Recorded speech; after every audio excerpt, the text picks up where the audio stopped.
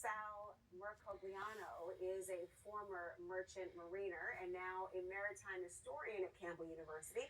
He's also the host of the YouTube show, What's Going On with Shipping? Well, you are the man to ask the question about, Sal, because the Iranians say the strait is open, but it sounds like the U.S. thinks the strait is closed. So what's the status? Are ships actually going through it?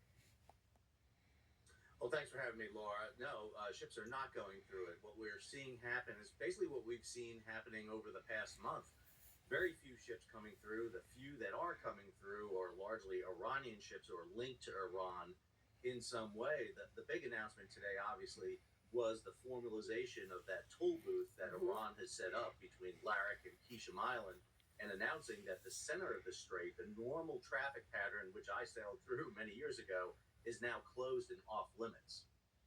You know, Iran also released a map of the strait, claiming that part of it has mines, and they're creating alternative routes that are within their territorial waters. Is that enough to reassure the tankers that they could go through, knowing that they're identifying areas that are perilous?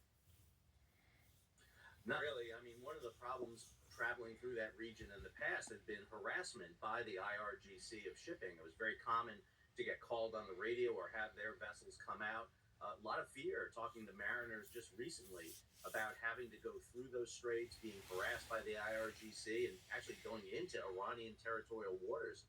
You're putting the vessel really at the exposure of the Iranian government. And I think for a lot of mariners, they were looking forward to heading out. I mean, there was a lot of ships starting to move toward the straits.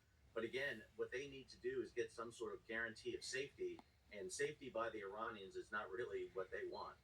Of course, that instability is one of the ways Iran can control without physical control, right? That's part of the entire premise of their leverage at the moment in time. I mean, the president is saying, telling Iran tonight to stop charging tolls, to your larger point, tolls to cross the strait, and saying, quote, they better stop now. Now, there is maritime law that governs the strait, technically. I don't know if we're in that technically we're going to follow it period, but is Iran even allowed to charge these tolls, assuming they want to honor maritime law?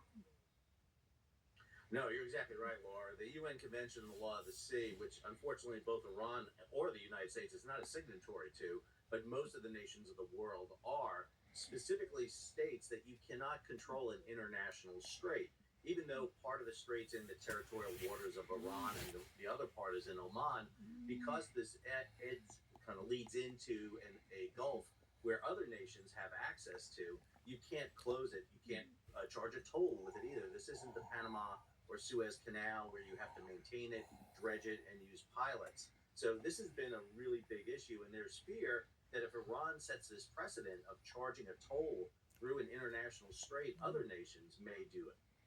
Assuming they're even willing to pay it. Sal Mercogliano, thank you so much.